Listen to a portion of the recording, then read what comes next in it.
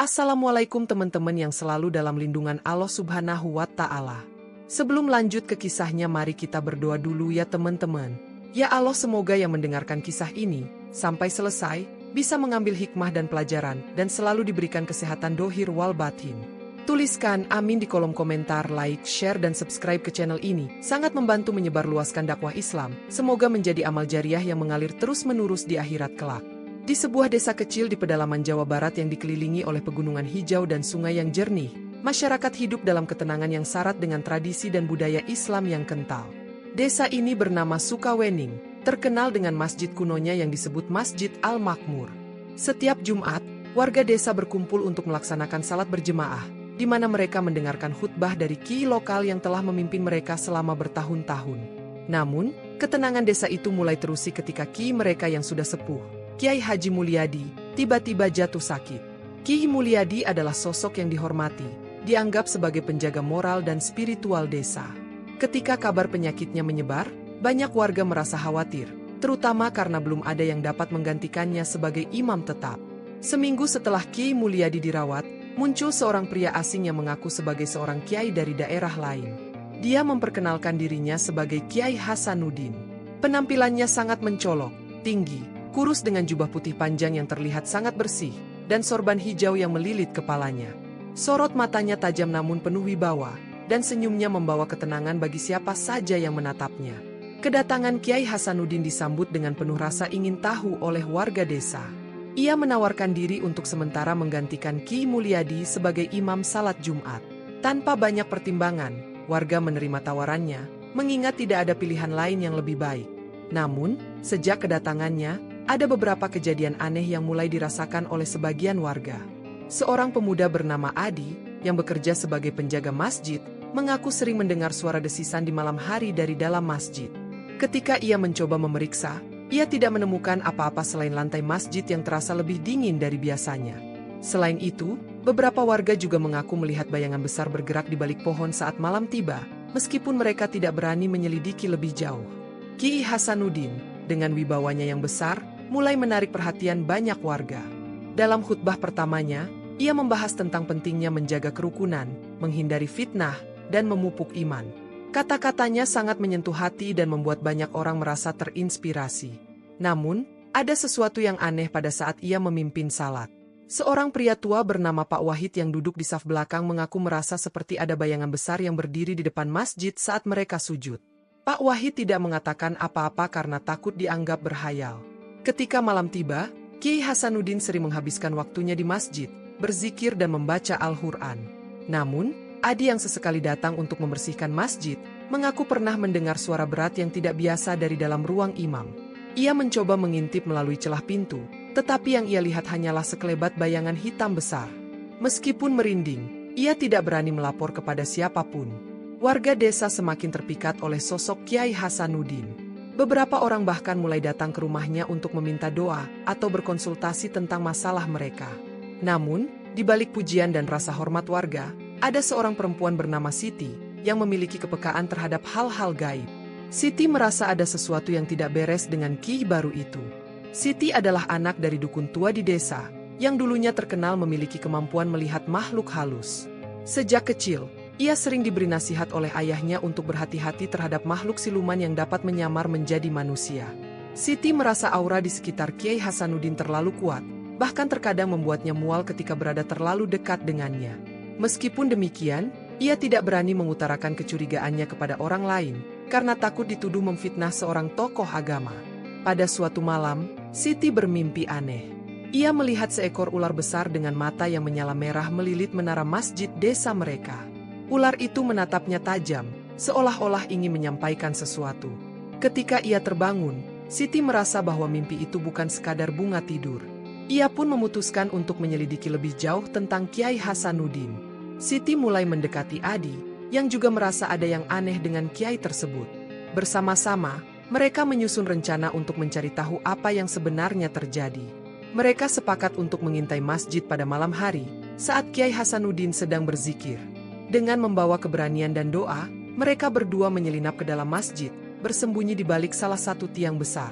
Apa yang mereka temukan malam itu mengubah segalanya. Dari balik tirai ruang imam, Mereka melihat sosok Kiai Hasanuddin berdiri tegak, tetapi tubuhnya perlahan berubah. Kulitnya mulai bersisik, tubuhnya memanjang, dan kepala manusiawi itu berubah menjadi kepala ular besar dengan mata merah yang bersinar di kegelapan. Siti dan Adi hampir saja berteriak, tetapi mereka berhasil menahan diri dan segera keluar dari masjid dengan tubuh gemetar. Kejadian malam itu membuat mereka yakin bahwa Ki Hasanuddin bukan manusia biasa. Namun, mereka tidak tahu bagaimana menyampaikan hal ini kepada warga desa tanpa dianggap gila atau memfitnah. Siti dan Adi pun berjanji untuk menyusun rencana lebih matang sambil tetap menjaga rahasia ini. Setelah malam yang menegangkan, Siti dan Adi merasa harus berhati-hati. Mereka tidak hanya berurusan dengan seorang kiai palsu, tetapi juga makhluk yang kemungkinan besar adalah siluman ular. Pagi harinya, Adi tetap menjalankan tugasnya sebagai penjaga masjid sambil menjaga jarak dari Kiai Hasanuddin. Di sisi lain, Siti kembali ke rumahnya dan merenung panjang. Ia teringat cerita ayahnya tentang siluman ular yang pernah menyerang desa di masa lalu. Ayah Siti pernah bercerita bahwa siluman ular adalah makhluk gaib yang bisa menyamar menjadi manusia. Biasanya, mereka mencari tempat untuk menguasai atau mengumpulkan energi spiritual. Masjid, sebagai tempat ibadah, adalah salah satu target favorit mereka. Namun, ada sesuatu yang berbeda kali ini. Siluman ular itu bukan hanya bersembunyi, ia mengambil posisi sebagai pemimpin spiritual desa. Di malam berikutnya, Siti menemui Adi di masjid, saat masjid sedang sepi. Mereka berdua sepakat bahwa mereka membutuhkan bantuan. Adi mengusulkan untuk berbicara dengan Pak Wahid, seorang pria tua yang dikenal sebagai penjaga sejarah desa. Pak Wahid memiliki banyak pengetahuan tentang tradisi dan hal-hal gaib di sekitar desa mereka. Keesokan harinya, Adi dan Siti mendatangi rumah Pak Wahid. Pria tua itu sedang duduk di beranda rumahnya sambil meminum teh. Ketika mereka menceritakan apa yang mereka lihat, Pak Wahid tidak terlihat terkejut. Sebaliknya, ia mengangguk perlahan. "Dulu, desa kita pernah dihuni oleh siluman ular," kata Pak Wahid dengan suara serak. "Mereka tinggal di hutan sekitar desa, tetapi tidak pernah mengganggu manusia selama kita tidak mengusik mereka. Namun, ada satu kejadian yang mengubah semuanya." Pak Wahid bercerita tentang sebuah insiden puluhan tahun lalu, ketika seorang pemburu desa memasuki hutan dan membunuh seekor ular besar tanpa alasan. Konon, ular itu adalah siluman yang sangat dihormati oleh kaumnya. Setelah kejadian itu, siluman-siluman ular mengutuk desa Sukawening. Mereka berjanji akan kembali suatu hari untuk membalas dendam. "Aku pikir itu hanya legenda," lanjut Pak Wahid. "Tapi jika apa yang kalian katakan itu benar, maka kutukan itu mungkin nyata." Siti dan Adi merasa semakin khawatir. Mereka bertanya kepada Pak Wahid apa yang harus dilakukan. Pak Wahid menyarankan mereka untuk mencari bantuan dari seorang ulama atau dukun yang memiliki kemampuan spiritual. Namun, ulama yang mereka kenal, Ki Mulyadi, masih sakit, dan tidak ada dukun yang tersisa di desa mereka selain Siti. Meskipun memiliki sedikit pengetahuan dari ayahnya, Siti merasa belum cukup kuat untuk menghadapi siluman ular. "Siluman ular itu cerdas," kata Pak Wahid. "Ia tahu cara memanipulasi manusia. Jangan lakukan apapun yang gegabah. Jika dia tahu kalian mengetahuinya, kalian bisa dalam bahaya." Sementara itu, di masjid, Kiai Hasanuddin semakin mendapatkan kepercayaan dari warga. Setiap khutbah yang ia sampaikan begitu memikat hati. Banyak orang mulai menganggapnya sebagai penyelamat desa, menggantikan peran Ki Mulyadi yang sakit. Namun, ada juga warga yang merasa ada sesuatu yang ganjil. Salah satunya adalah Bu Aminah, seorang janda tua yang tinggal di dekat masjid. Bu Aminah mengaku sering melihat Kiai Hasanuddin keluar dari masjid di malam hari dan menuju hutan. Ia merasa aneh karena biasanya seorang ulama menghabiskan malam dengan berzikir atau membaca Al-Quran di masjid.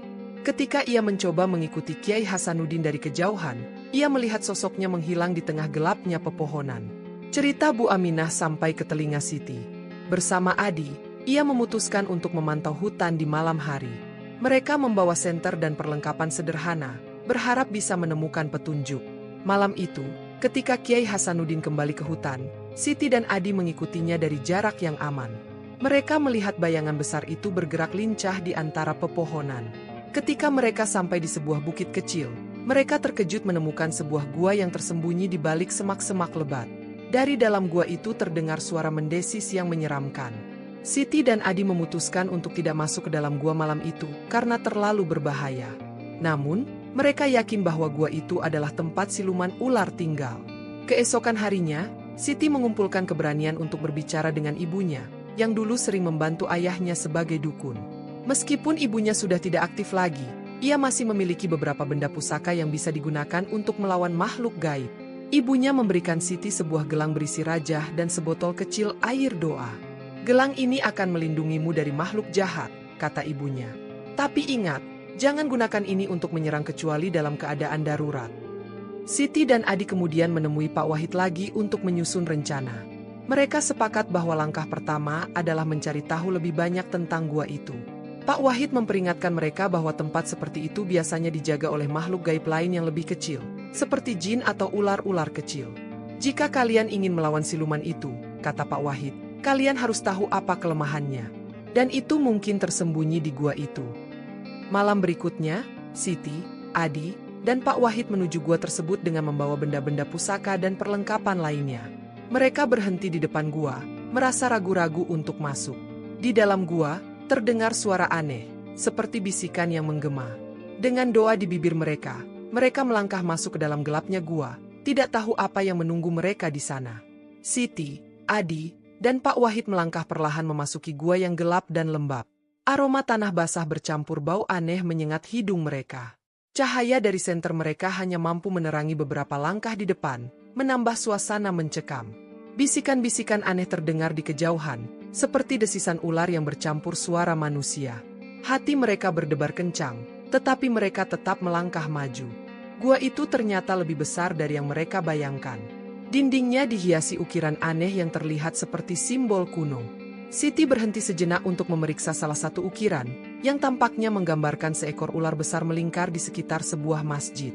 "Ini seperti peringatan," bisik Siti sambil menggenggam gelang rajah yang diberikan ibunya.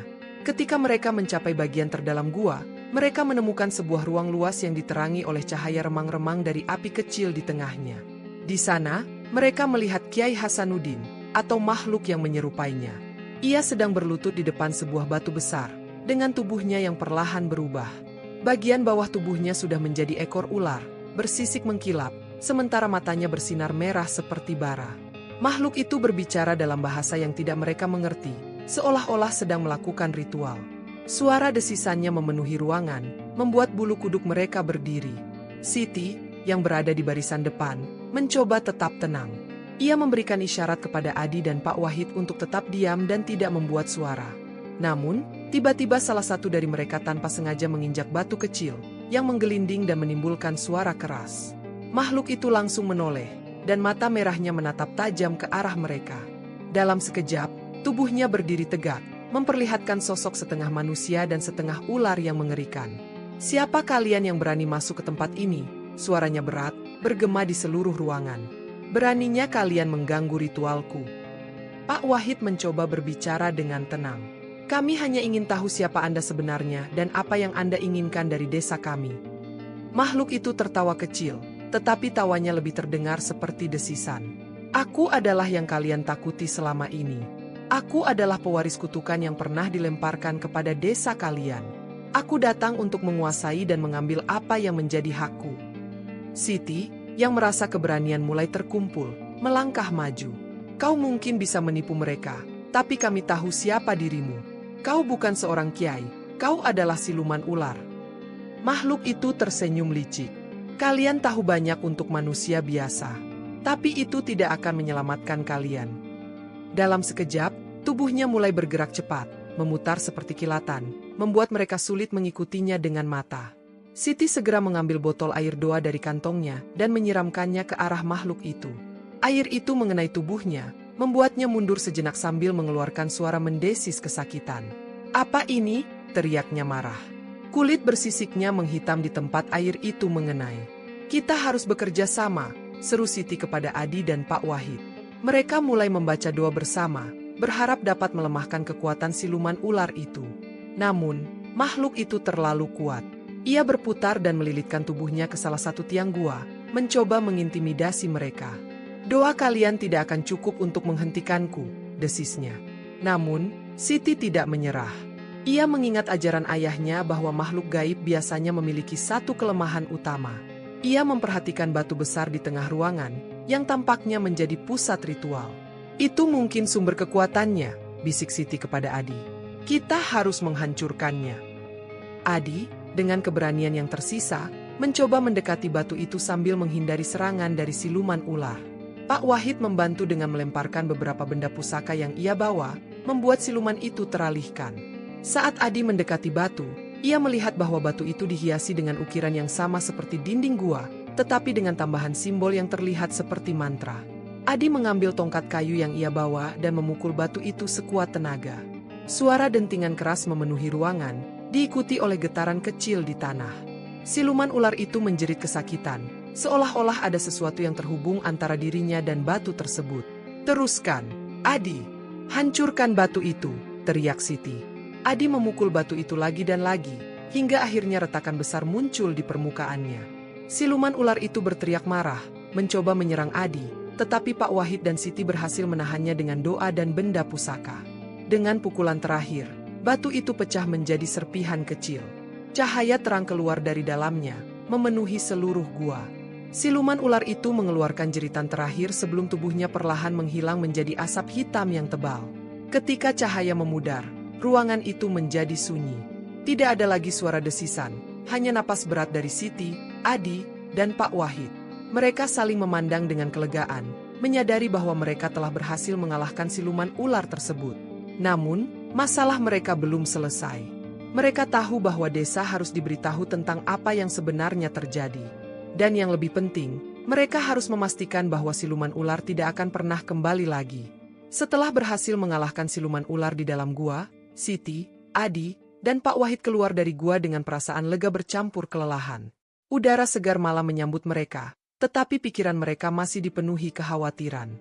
Mereka tahu bahwa ini baru permulaan. Kemenangan mereka di gua hanyalah awal dari tugas berat untuk melindungi desa dari ancaman di masa depan. Ketika mereka tiba di desa, mereka memutuskan untuk mengumpulkan beberapa tokoh masyarakat di rumah Pak Wahid. Pertemuan itu dilakukan secara diam-diam, hanya melibatkan mereka yang mereka percayai, termasuk Bu Aminah dan beberapa warga senior yang dikenal bijaksana.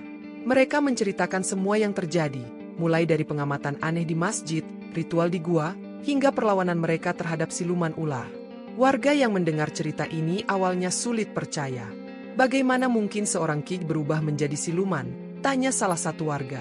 Namun, penjelasan Siti dan Adi didukung oleh benda-benda pusaka yang mereka gunakan, serta retakan besar pada batu di gua yang kini telah hancur. Bukti ini cukup untuk membuat beberapa warga mulai mempertimbangkan kebenarannya. Bu Aminah, yang sejak awal merasa ada yang ganjil, menjadi yang pertama mendukung mereka. "Aku pernah melihat dengan mataku sendiri bahwa dia bukan manusia biasa. Jika Siti dan Adi berani mengorbankan diri mereka untuk melawan, kita harus mempercayai mereka."